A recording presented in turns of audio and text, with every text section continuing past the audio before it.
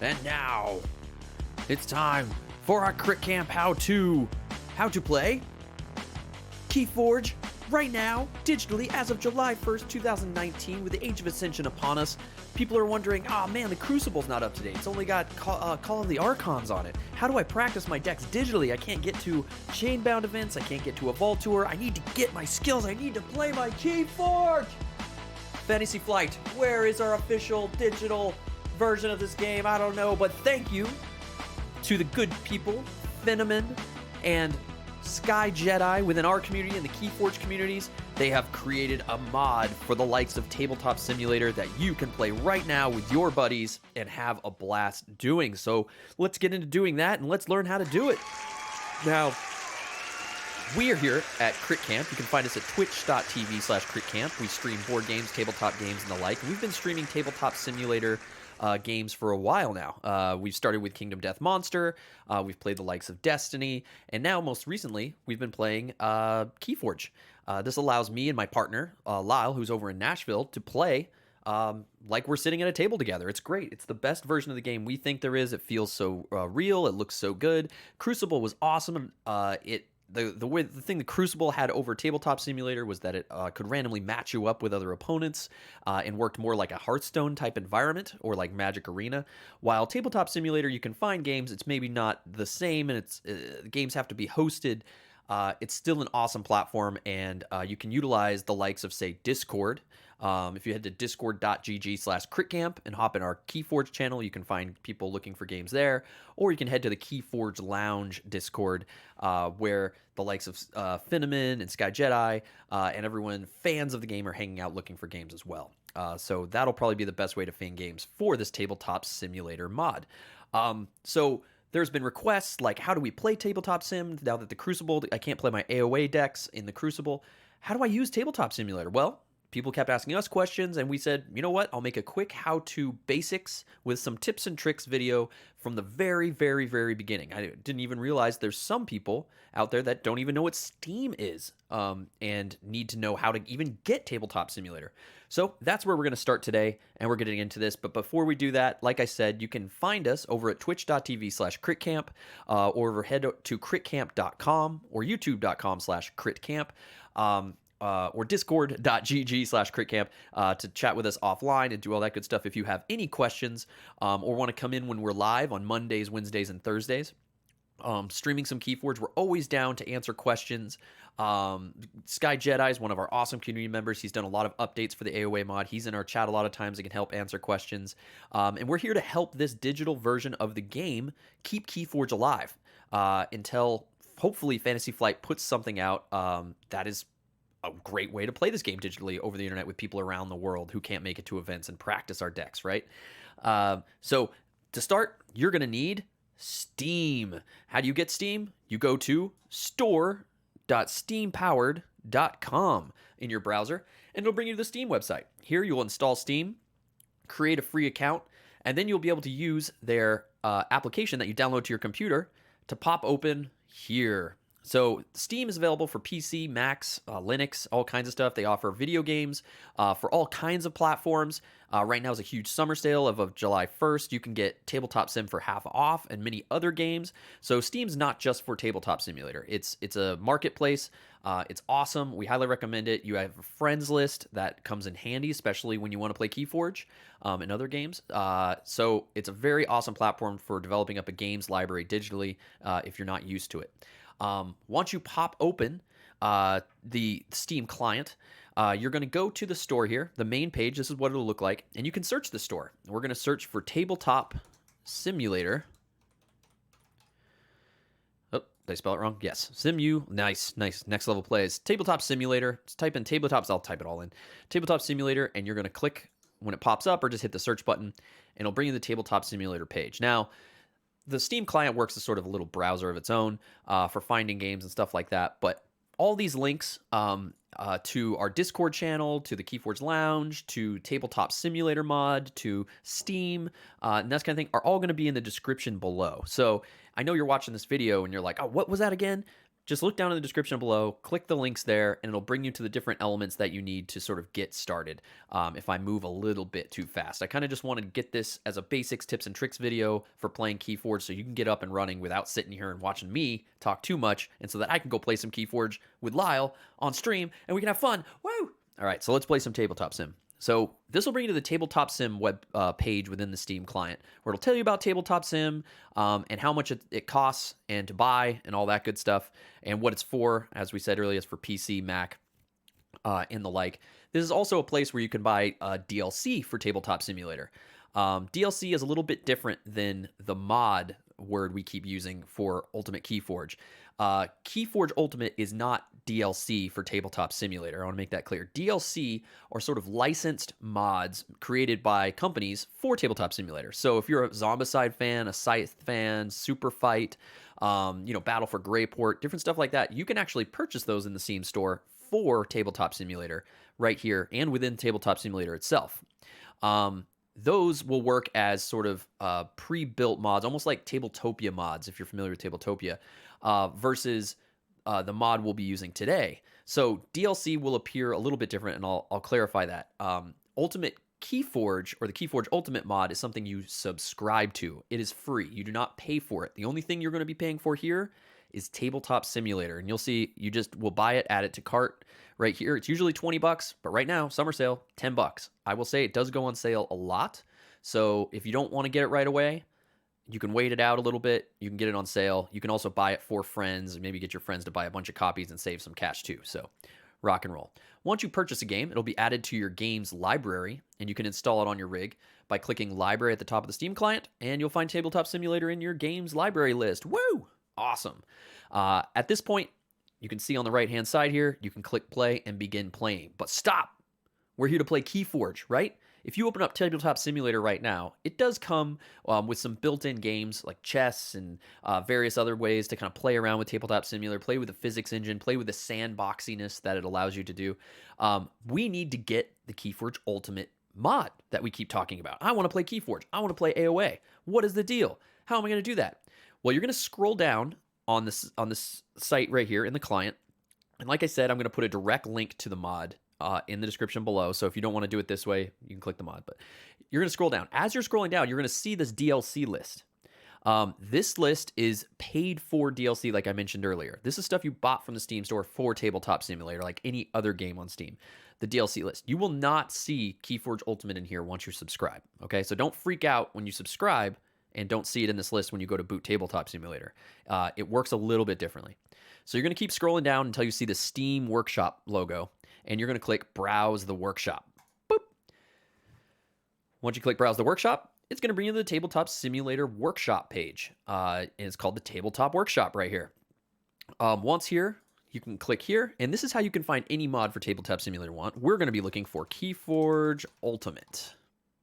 And we're going to hit Enter, or hit the little magnify glass to search, and a bunch of Keyforge mods are going to pop up. Now, various people have uploaded different language versions. There's older versions. Some people are making their own and uploading.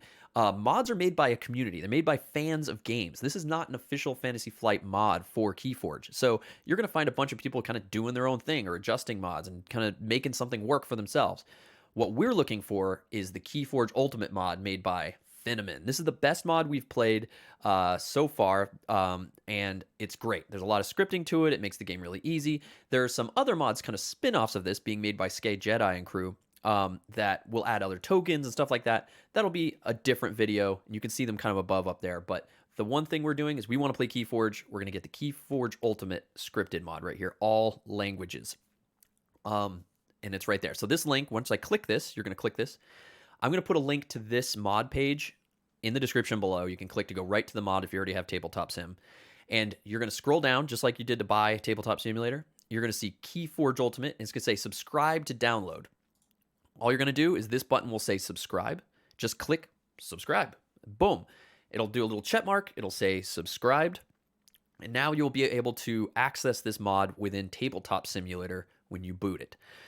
So let's get over there and do that now. Now, as we head over here to our library, go to our games, I want to preface this by saying, as we launch Tabletop Sim, you go over here, click Tabletop Sim, and hit play. I want to preface this by saying that Tabletop Simulator, hit play Tabletop Simulator, is a sandbox-like video game open world mod with a great physics engine and stuff. It's intended for you to sit at a table and play a board game with someone as if you were in real life, almost like virtual reality style, right? You can even play this in virtual reality. So it's going to expect you to understand the rules of the game you're playing and manipulate the world. Most of your controls are going to be like a first-person shooter using WASD and your mouse as your camera to do most everything. 90% of the stuff you're going to do is move around and click and drag and click and hold and stuff like that. It is not like Tabletopia per se, in that, or a digital game like Scythe and Pandemic or any of the other games you've got by Asmodeus. They're putting them out, where you click a button, it does a thing, it moves you to the next window. That's not Tabletop Simulator. In Tabletopia, they have a lot of scripting done, where when I keep saying scripting, when you do a thing, it kind of automatically shuffles your deck or changes the turn or rolls the dice for you or something like that. This will not do that. You are going to be playing this as if you had your deck and your own token set and playing in person, okay? It's also different from Crucible in the sense that it's not going to look like Hearthstone. It's not going to look like your cards and then you can click and there's those type of... it's not going to look like that at all. This is more open world. Now, one of the biggest... and I mentioned the Crucible, one of the biggest differences from people saying, why should I play in Tabletop Simulator? I love the Crucible. It worked great for me in a browser. Well, right now, you can't play AOA in Crucible. And one of the biggest things people say they don't like about Tabletop Sim is you can't just randomly be paired with someone for a game. And that's true. You can't just randomly be paired. You should use a community like our Discord community, discord.gg/critcamp. And you can find other players, other fans of the game to play with, or the Keyforge Lounge. Those links will be down below. Or you can use the game itself. Now, there's a couple ways you can do this. You can use IRC within the game, this global chat, which we generally have off because we're usually streaming the game and we don't want crazy spam popping up on the window as you guys are watching. You can also use this join function. So when you jump in here, you're going to use this join function.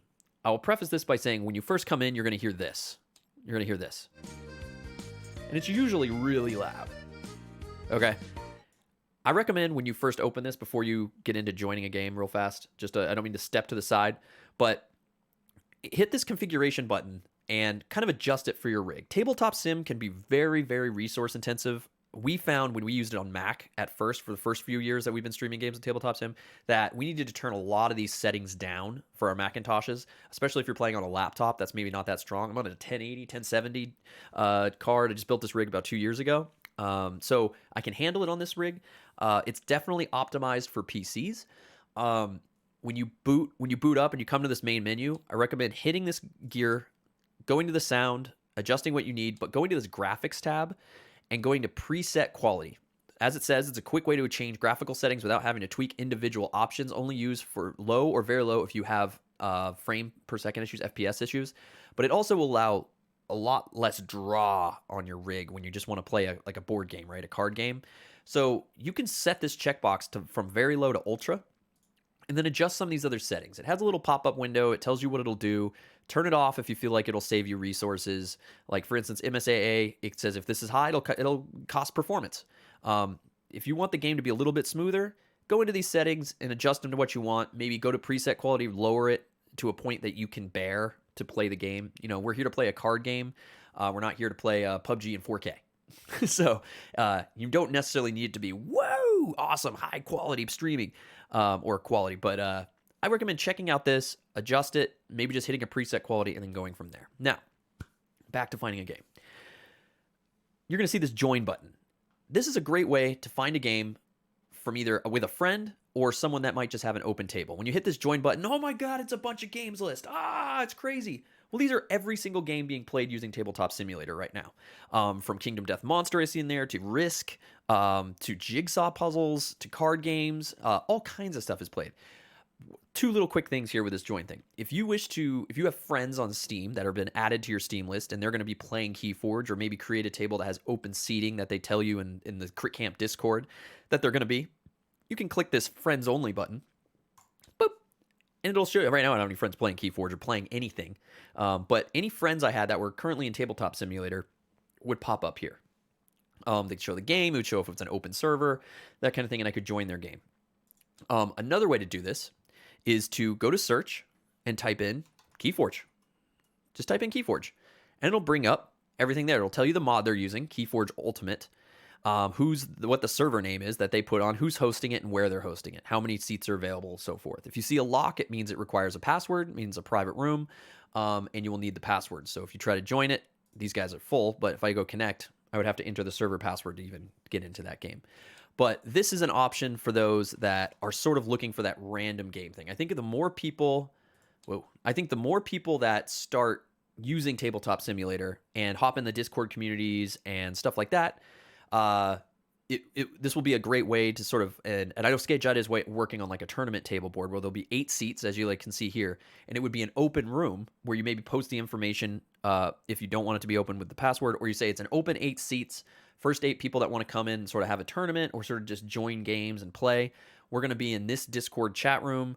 Hop in and then communicate and kind of work it out. It's like going to your local FLGS to play a Vault Tour and sit at a table and play with new people, right?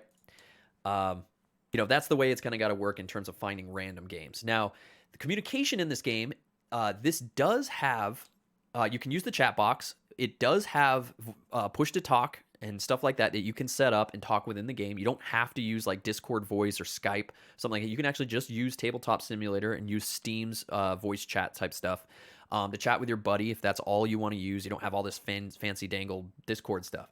And there is a chat function here. I highly recommend playing this with voice chat, especially with Keyforge. The communication, making sure what cards are going where, et cetera, et cetera. Everybody's going to be clicking and typing a lot.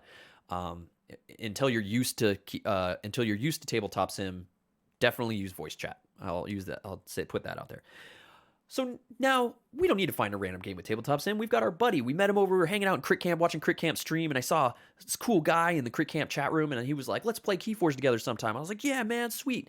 I'll host." Now, people have always asked, does everybody have to have the Tabletop Simulator mod? No, only one side of the game has to have the mod. Generally, you're going to want to have the host have the mod. And then if your friend has Tabletop Simulator, you're like, "Hey, buddy, hey, new guy, go download Tabletop Simulator on Steam. I'm going to host a game. Here's the server name and the password if you go and search for it. Join my game." You don't even need to download the Keyforge Ultimate mod. The only reason everyone would need to have the Keyforge Ultimate mod is if they wanted to stay as up-to-date as possible. As Phenomen and SkyJedi keep making changes and make it better and better for everybody, you're going to want the most up-to-date mod just to have the cool tools and functionality, right? And you can always keep track of that from them. But basically only one side needs to have it, and I recommend the host have it. So let's go to Create. So what you're going to do is you're going to create a game for your buddy. So you and your buddy. You're going to go to Create. You could always jump in single player and just go mess around with the mod, kind of customize it, save it as a save state so that you could open it up faster. You could do that all in single player if you want. But what we're going to set up is a 2-player game using the multiplayer function. So you're going to hit multiplayer. You're then going to create a server name. This will be the name of the room they could search for. A server password if you want it to be private, just 2 players. You don't want just some random person hopping into your game. And then how many players it's for. Now, you can click on this line and adjust, the player count or slide the slider up and down to how many people you want in there. But generally, Keyforge 2-player game, we're going to create a 2-player server. So Crit Camp Test 2. Create server. Boom. Tabletop Sim fires up. Now, because before we booted up Tabletop Sim and subscribed to the Keyforge Ultimate mod, we can see that. You see these big boxes on the left here. You see the big blue workshop button. That's where we got it from the Steam Workshop. And if this is your only mod that you're subscribed to, it will pop up right here. It'll be right there. You can click the big blue button. This would have one thing, and I've got a lot of mods that we subscribe to here at Crit Camp. But you got the Keyforge Ultimate scripted mod right here in the top left, or it's on this line, and you can scroll by it to get scroll button 1, 2, 1, 2 to see it. But here's the Keyforge Ultimate mod right there, and that's what we're going to be booting. Now, just for people that are interested in Tabletop Sim, what else it has to offer, this list would be your DLC. Like I said, the paid-for content, some more scripted, licensed stuff of bigger games. Or you can hit Classic, and this is where you'll find like Chinese checkers or solitaire or puzzles and stuff like that. And everything in Classic is included with the game. So all these kind of mods you see here are all included if you just want to play dominoes and stuff like that. But just remember, it's like being in real life and sitting down at a table and saying, "Hey, buddy, let's play dominoes." Well, what do you want to play? I don't know. Shouldn't the game just do it? No, you need to know how to play dominoes. It'll put the pieces in, and you just got to mess with them on a table, right? Kind of like you see in the background here. This is just a window. It just gives you a blank table. It says, have fun. It's a sandbox. Play some games, dude. You just sat down. But what we're going to do is we're going to click the Keyforge Ultimate mod. And as soon as we click this, it's going to boot up the mod. Now it says right here, are you sure you want to load it? And we're going to hit load. Just a preface here. So if you're hopping into this game and you're the host, you've created the server and you're about to load the mod, as soon as I load this, you're going to see at the top right or top of the screen up there, it says loading some percentage of 135, right? These are all the assets that the Keyforge Ultimate mod is pulling in at the time. You might have even seen that. I think my video just sort of slowed down a little bit. I'd say that's the most resource intensive time tabletop sim is going to work. I even heard my system rev up. That's when it's pulling in all these images, pulling in all the pieces, pulling in all its functionality, right? So let's say I'm loading that up and my system isn't as fast as it was just there. I was on my old iMac and it's taking me 5 minutes to load this thing, which is a little long. It shouldn't take that long, but say it's taking a while. And my friend that I'd given my server information to hops in. His name pops up in this top right corner, as you can see my name up here. And he starts loading it on his side.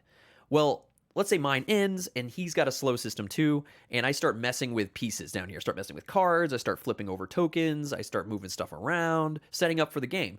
Well, just a warning that can really draw on the other person's system, or it can mess up the load of the mod for him, especially when you pull out new pieces or generate a deck and it has to pull more assets that were there. It can actually crash your opponent's system, depending on the rig or depending on what's going on. So just be aware of that. Wait for both players to sort of load, or once you're fully loaded and you see your opponent hop into the game, give them a chance to sort of settle in and get loaded up, and just say, hey, are you loaded? Cool, let's start playing.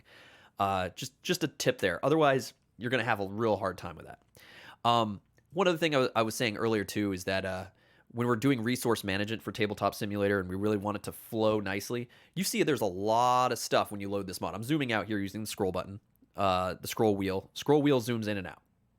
Standard, right? Scroll button, 1, 2, 1, 2, zooms in and out. That's your zoom key.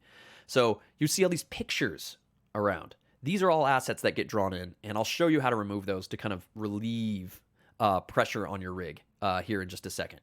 But first, I'm kind of going to start by showing you the basic runaround of how to get around here and how to set up for Keyforge Ultimate. And then at the end, I'll give you some little tips and tricks and ways to reduce strain on your rig. But let's get into a game, because that's what you're here to do. So you come here, boom, you're sat automatically in one of two seats. In this mod, you're red or white. If you're the host and you're the first person in the room, you'll see your pointer is white and you see your name is white. That is your color. You can click your name in the top right and choose a new color. Red would be the other side of the table. If I click that, I'm now sat in the red seat, and now I'm the red player. If I want to go to white, I just click that, and I can click the white button here. Now I'm white player. My name's white and everything. Your opponent will come in. It'll automatically place them in the red seat. There is a spectator mode you saw there in gray and white and stuff like that, and or gray and black and whatever. But that's if you just want to observe maybe two of your friends playing and fly around while they're doing stuff. One of my tips is once your friend pops in, you're going to want to click his name at the top, and you're going to want to promote them. You can't see it now since I'm by myself, but there's a promote option which allows them to edit things on the table, and it will get around saying get around them going, I can't do that. I can't do that. So if you're having problems like that, and if someone's like, hey, I can't delete this, or I can't move this card, I can't generate this, like XYZ, just make sure they're promoted and that they have a little, I think it gives them a badge next to their name. But as the host, I have a crown. So yeah, here's the Keyforge Ultimate mod. You've got everything from your keys to your amber bag over here, to your chain tracker, to damage tokens, to chain tracker. You've got stun tokens down here, and power tokens and so forth. You've got pretty much everything you need to do a standard Keyforge game basics. How do I move around in this window besides zooming in and out with my scroll button? You can use the WASD keys. As I said, this is more of like a video game environment, more like a first-person shooter. So think of it that way, that it's your head on this robot body. WASD, WS to go back and forth, AD, left, right. And then right-click and hold allows you to whip the camera around. Woo! On all axes, right? This is the Z-axis or whatever. This allows you to do all this crazy stuff. So now let's say you're whipping your camera around. You're like, oh, this is great. Wow, everybody's throwing up on YouTube. Now, I don't know how to get back to my thing. I don't want to WASD over here, tappy, tappy, tappy. Well, there's hotkeys for your camera to zoom to certain locked positions. The one standard one that you will always return to, like when the mod loaded, is by hitting spacebar. That's kind of like your home key. If you're ever lost or zoomed in on something like, wow, look how cool this key is. That looks amazing. Look at those graphics. Oh, I can't get back to my card fast enough. Just hit spacebar. Just get in the habit of having your fingers on WASD like you're playing a video game and thumbs on spacebar and just always jumping back to spacebar. It'll snap right back there. So it's really cool, really helpful, kind of smooth moves, and that's like a good home key. So this is your home base, right? Now I want to play some Keyforge, man. I want to play some Keyforge. Well, you're going to need a deck to do that.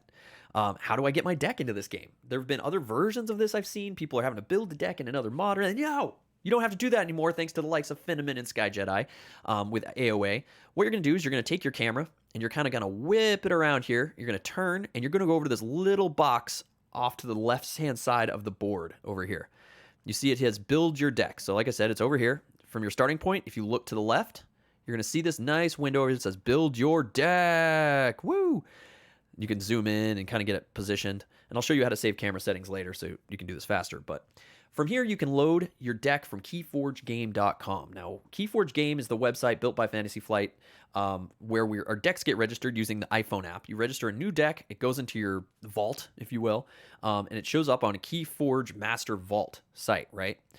You will need an Asmodee account. You need to log in to see this, but you will need to access this via the website to get the deck's URL, because that's what you have to paste into Tabletop Sim. So go into your browser, or before you launch the game, you can copy and paste this. You're going to go to your decks for the deck you want to use, or any deck, if you will, out of the vault. You could search for any deck, actually. But let's say we're going to our deck. I'm going to go to my Gildersleeve Baron, because this is an Age of Ascension deck, so we can make sure that I can show you that this is working. You're going to come in here, and you're going to copy the deck URL at the top of the screen right there. Control-C or Command-C if you don't know the copy-paste. You can then close this or move it off to the side if you want to keep your deck list open or whatever. You can then move that off to the side and then go to this Enter URL section right here in Tabletop Sim, as you can see this thing right here. And you're going to click in that box and you're going to paste the link there. Now, before you hit Build, this Build Deck button right here, you could just hit it and it'll generate your deck with a blue AOA generic background created by Architect. Props to him and SkyJedi and all that. It looks amazing. Still looks good. Or you could get cool. You can always generate a random deck, or you can select the Archon color. Now, this deck that I'm doing, I think, is green. So I'm going to go to Select Card Back and hit green so that my Archon will be the Archon color that it is. And you can select the language of your deck, too. You have a bunch of languages here. So awesome, super rad. Thank you so much, SkyJedi. And you could select English, because that's what we speak here on the camp. We're going to select English, and then we're going to hit Build Deck. Now, when we build this deck, you're going to see that it doesn't populate in this little empty deck box. It will populate the deck list here, but it's going to actually place it in what's called the hand. So this has got this hand function. Boom, deck's at the bottom of the screen, and we've now got a deck in hand. What? Cracking packs. So this deck, Ashmore's Baron, 36 cards, is sitting at the bottom of the window, and you're like, well, where is that? Is it on the table? No, it is actually floating in where your cards will be while you're playing the game. It's called in hand. So what you can do is you can move around the camera, you can do everything, and those cards will stay with you, as you can see. I recommend, from here, just hitting spacebar until you have camera settings set up, or you can move back to your seat, but spacebar brings you back to your seat. You're going to use your mouse to left-click and hold, which will hold the entire deck. Left-click and hold until you've got the whole deck. Slowly drag it out and place it on the Draw Deck section, which, thanks to the scripting of this mod, there's boxes in these card slots, kind of like on your player mat. And that's going to place the deck right there in that little box. Boom. Now your deck's there on the table. You hold it over. It says 36. What does that mean? That means how many cards are in the deck. You can then shuffle your deck from here and look through your deck in various ways. So, various ways to search your deck. If you want to make sure all the cards are in there, right-click the deck, go to Search. You've got all your functionality in here, but you're going to go to this little Search function, and it's going to bring up a list of all the cards that are in the deck. So you could go through and check them out and make sure that it's like, oh yeah, there's all my discs, there's my Sanctum. Make sure all your dudes are there and just make sure your deck list is correct. If you're a little bit worried it might not have generated correctly or something. Super rad, super awesome. That's one way to do it. Another way is just to pull the cards out one by one. Now, how do I do that? How do I shuffle my deck? How do I pull cards out? Shuffling, there's a couple ways you can do it. You can right-click and hit Shuffle right at the top here. But as you see also, as I hold it over, R. R is a hotkey. Get used to hotkeys in Tabletop Sim. It'll save you a lot of time. If you click R, it will shuffle the deck. Woo! Shuffles up the deck. You see the cards spinning around. That's one way to do it. Another fun functionality of Tabletop Sim is you click and hold, picks the entire stack up of the deck, for instance. You can shake it with your mouse while click holding. It'll shuffle the deck that way too. So you have a couple different ways you can do it. But we recommend just click R. You click R, it shuffles up the deck, bing. Now, like I was telling you, you click and hold picks up the entire deck. To click and drag a card off, just one by one, you need to click and then quickly drag away. Don't hold it too long, just click and drag it away. Click and drag it away, it'll pull card by card and do that kind of thing. If you stack it exactly on top, it'll stack them, as you can see, and make a deck of cards for you. But click and hold picks them all up. Click and drag will take a card off. So that's one way to get around with your cards. We already talked about shuffling. I want to flip things over. You're going to need to flip your keys. The hotkey to flip is F. F for flip. So flipping your keys. Same thing works for cards. You're going to be doing this a lot while you're playing, right? You're going to be putting them out in the battle line, and you're going to want to flip those cards. So F will allow you to flip your card. Now, as you can see, if I'm zoomed out here and I've got this little deck of cards, I'm like, it's so small. I am so far away, and I have to zoom in all the time to my battle line like this, and I guess I can see what's happening. How do I make my cards a little bit bigger or see them better? Well, if anything is ever on the board and you want to see it better based on where your camera position is, you can just hold Alt. Holding Alt will blow up, will zoom in, basically. This does not change the size of the item. It just blows it up so you can see it better. You can then scroll wheel if you want to change the size of it, but that's while holding. And then so the Alt allows you to blow up any item on the board, from chain trackers to keys to stuff. If your opponent's got a card out and he's sitting here like this, oh, now I can see it. Oh, look, it even positions it so I can read it. It's pretty cool. So right on the battle line, that's a great function. Alt allows you to zoom in on things. But still, these cards feel a little small, right? This board feels so big, the cards feel a little small. I'm going to click and drag this over, flip it, stick it back on my stack. How do I get those? How do I make that bigger? How do I make them a little? I want them to be bigger always, not just zoom in bigger. Well, you can use the plus, and this is the difference between zooming in and changing a size of an item or an asset permanently. So you go plus and minus keys on your keyboard allow you to grow the size of an item or anything. So plus and minus with your mouse held over it. As you can see, my mouse is kind of just hovering. I don't have to click and hold, but you can click and hold and it'll do the same thing. But right there, plus and minus keys will allow you to adjust the size of the cards, and it changes the size to the board. So if you're like, zoomed in a little bit, now the cards are much bigger and maybe make it easier to see what it is from a glance. And you can zoom in and do your thing with your thing there. Another awesome function to mess with your deck besides shuffling, changing the size of it, flipping it over, flipping cards, is how do I draw card? Oh, one more thing with card manipulation. So let's say we've got cards in our hand and we play this card out. Let's get a creature. There we go. Got a Schuler here. So I played a Schuler to the table, and I'll show you how to get cards into your hand in just a second. Got a Schuler on the table to rotate this card because he's exhausted when he comes out. With your mouse either hovering over, so he's highlighted, or clicking and holding, you can then hit Q and E. Q and E will allow you to change the direction like that. That allows you to rotate. Q and E are your rotation keys. That's good for when you're putting things in the archive. I mean, if you put it in the archive, it'll actually auto-rotate because of the scripting. But let's say you're pulling it out of your archive and you need it here. There you go. That allows you to Q and E, allow you to shift cards around, exhaust them, and then unexhaust at the end of your turn. So it's really, really helpful. Q and E, rotation, F for flip, R for shuffle. Just got to get those in your head. Just got to kind of remember. And then one last thing with deck manipulation, just if we're wondering, I've got them at the start of the game. I've won the first player roll. I've rolled first. I'm going to go first. How do I draw cards from this deck? All you got to do is hold your mouse over it a couple ways again. You can either right click and say deal, or not deal, sorry, ignore that. You go draw. Draw. If you click draw, it'll draw you one card at a time. Okay? But hotkey here, because we want this game to move faster, I want to draw 6 or 7 cards if I'm going first, right? I'm going to hit the number 7 on my keyboard with my mouse hovering over the deck, and blam, I drew 7 cards from the stack. Just remember it's from the stack, okay? And bam, drew it from the stack, and now I can hold Alt as I hover over my cards in my hand. As you can see, these will go everywhere I go, and they're also floating over the table down here. You can see this, your opponent cannot. Just so you know, they are faced up here, but your opponent cannot see that. They're in your hand, and you can kind of zoom over them with Alt. Scroll button allows you to kind of like reduce their size while you're zoomed in with Alt. Just keep holding Alt, and you can move through the cards. Woo! See, I'm just scrolling like this, but then I hold Alt, and it blows the cards up for you to easily see them, all right? From there, you can play cards out to the table from your hand. You can flip cards using F in your hand if you need to put something face down or put it under something maybe, something like that. If you want to put it into your archive, you can drop it over here to auto-rotate, or you can rotate it yourself and drop it over here. Let's say I want to pull this card out of my archive. Well, if there's 1, you're not going to see a number here, but it is still a card you can draw. So you can either click and drag it into your hand, which you'll see it kind of makes a space for it, or you can just hit a number key, number 1. It'll pull it into your hand.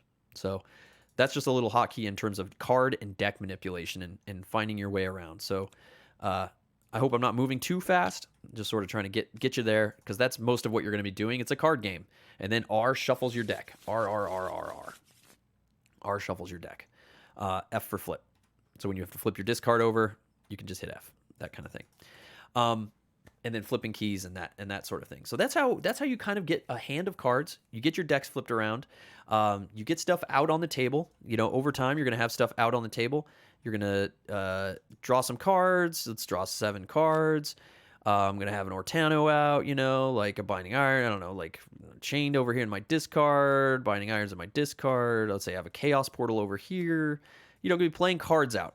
Wow, what was that? A Take Hostages has an Amber? Well, how do I get Amber? The Amber just Amber and damage counters and so forth can be found over here in this Amber bag. So this is considered, is called, and you'll see it says Amber when you hover over it.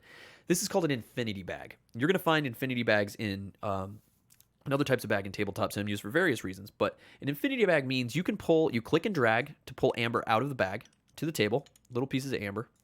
And as you do this number never goes down. It's infinity. So you can just drag an infinite amount of Amber out of this bag forever and ever and ever and ever and ever, which is pretty sick. This also means you don't necessarily have to go, okay, I got to put all my Amber back, because if I delete this Amber, if I select and then hit backspace to delete items from the table, is that Amber gone forever? Well, yeah, but it's infinite here, so I don't really need to worry about it. So there's a little hotkey there. So an infinite bag gives you an infinite number of an asset, right? An infinite amount of an asset. And that's where your Amber can be found. You can also find your damage counters here and here on both players' sides that are also in an infinity bag, if you will. Here's how the damage counters work. I'll zoom in here to show you. You click and drag out a damage counter onto, let's say, Artano the Chained. Click and drag it out on top of the card there. You can then left click to increase the amount of damage in this counter, or right click to decrease the number of damage on this counter just by holding your mouse over and hovering it. If you don't see it outlined, you cannot click and move it. Like if I was to click that and I'm like, oh, I'm trying to move it, but the damage is going up, you got to click the edge of it when it's highlighted, and that's how you move it. If you ever try to put something that's changed back into an infinity bag of, say, these 1 damage counters, if I try to put this 6 damage counter, it's just going to sit on top. It will not fit back in unless it's a 1. So, but like I said, it's infinity. So if I hold my mouse over it and hit backspace, that's how you can remove damage counters. Let's say, here's a little tip, a little helpful, friendly tip if you mess up. So let's say I'm going to delete this damage counter. I'm like, okay, he got healed. I reduced this back down to 1. Oh, I want it to be 0. I'm just going to remove it rather than clicking drag it off. Let's see, you start moving, you're getting Tabletop Sim Master, and you go to click it, but you accidentally have Ortano. Oh, crap.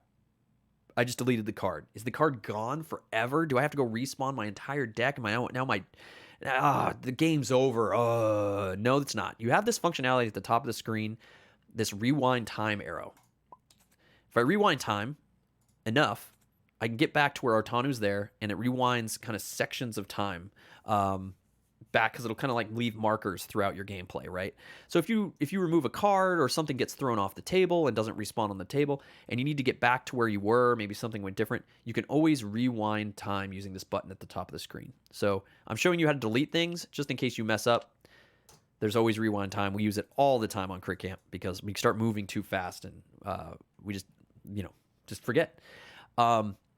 So that's how you're gonna sit there and kind of manipulate stuff like that on the table, move stuff to your discard, pick this up, put it down, and at that you can basically play Keyforge just like that. Flip your keys, try to win the game, rock and roll. And I hope that helps get you started on a game there.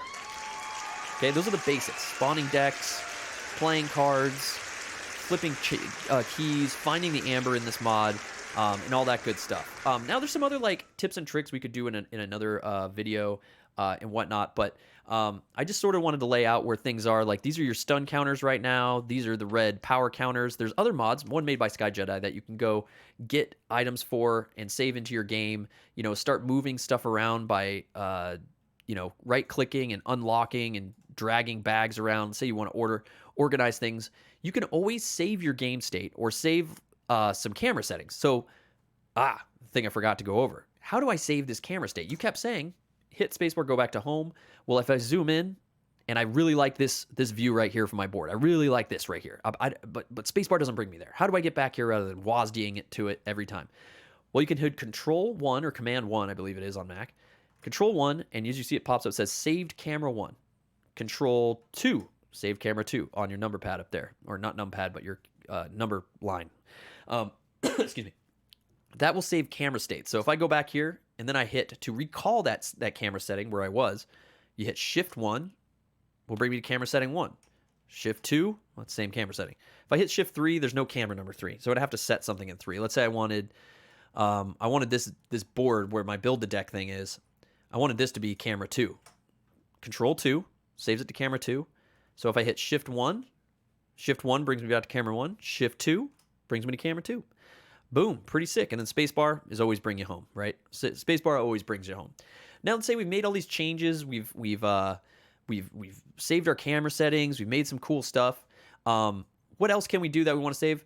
Here's a cool tip. Here's another tip and trick, is that let's say it's a little resource heavy, this mod, and you want to get rid of some stuff, some bulk.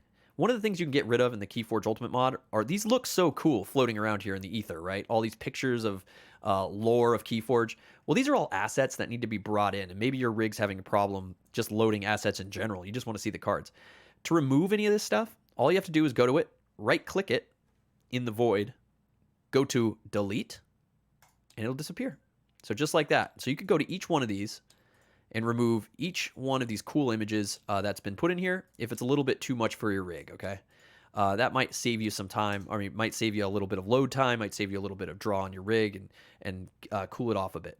But let's say we've made that change, we've deleted all those images, we've set stuff up, and we kind of want to save our camera settings the way they are, and I like the way this plays right now. I want to save this. Well, you can go to Games, and you can go to the Save and Load function here in the bottom left corner of this window. Now, Save and Load is going to let you save a version of where you're at. It's going to save the assets, it's going to save the cards, it's going to save everything that's been loaded in there, including your camera settings. So you can kind of make a starting build and load that up. To do that, you kind of click Save and Load, and you're going to hit this Create button at the top. And you're going to say, woohoo, save state. And then you're going to hit Save. This is going to save it in the root folder of Tabletop Sim. And there it is, woohoo, save state. Now, if I was to go to this other thing where I was messing around and I wanted to load this save state from a different game, let's say this was another game of mine I was playing with somebody, boom, I saved it, had a bunch of dice out, but I want to go back to that other game, just go to Games and go to woohoo save state. Right here, you go to Save and Load, woohoo save state. And that'll bring you right back to your game there. This is handy if you kind of do a build and you like it. Let's say your friend hops in and wants to save a version of the build. He too can save that. I believe he has to be promoted, like I mentioned earlier, but he can then save a version of this game locally to his system, so he can load up that save state as well. Just so you know, pretty cool. Now, one other thing before we go is, man, you mentioned rolling off. I see some D6s over here for power. Can I use these dice? Sure, you can throw them. Click and hold, and then click and let go, and it'll roll it. You can do lots of cool things with dice. You can roll them like just by throwing them like a real dice. You can hit R to shuffle them up into the air. You can hit individual numbers on the dice if you're using them as power counters, right? That's a cool thing. But let's say you don't want this D5, you do D6. You go, oh no, who rolls a D6 to decide who goes first? We do usually, but I want a D20. Well, you can go to this Objects menu in the top corner here, the top of the screen here, and you can go to Components. And it'll bring up all kinds of stuff you can spawn right onto the table from anywhere here. So you go to Dice. Let's say I want a metal dice. I want a metal D12 chrome. I can't even see what it says because it's so dark, so we won't use that one. Let's go back to plastic, and I want a plastic purple D20. I click it, spawns it right there. You can also click and drag it out onto the table from that menu. And once it's out there, close that window. Now you've got a D20. Roll it for fun, select numbers, all that good stuff. It's good stuff. This is also how you can load in saved objects, stuff from other mods, and things like that, which we can go over in another video sometime.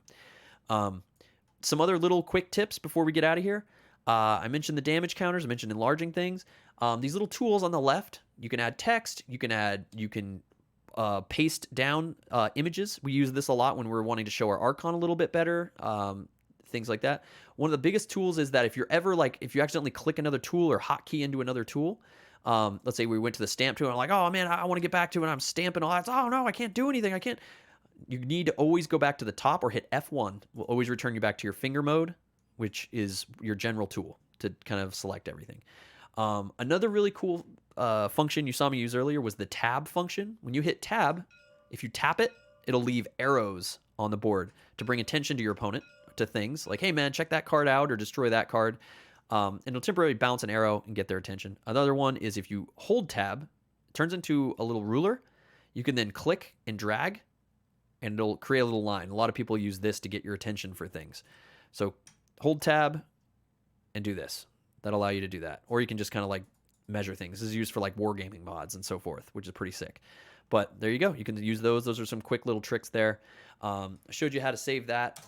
There's all kinds of other little user settings and things that you might come over to twitch.tv/critcamp and see us do. If you ever have any questions or curious on how to make those things, please ask us in chat. We're very happy to do so. Hop in our Discord, discord.gg/critcamp, where we have an awesome community of people willing to help. SkyJedi's in there. Phenomen has even popped into our live Twitch chat to answer questions and sort of be there to help you get started. This is the basics of playing Keyforge right now with AOA, but it's super awesome. It feels super good, and I hope you check it out.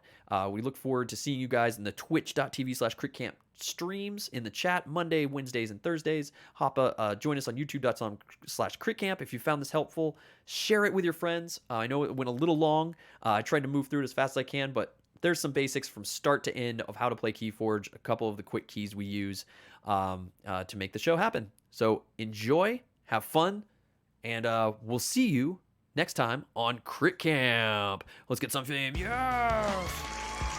Thanks to SkyJedi and Phenomen. Thanks for the awesome community. Thanks to Fantasy Flight for creating Keyforge, and let's look forward to a digital version of this game soon.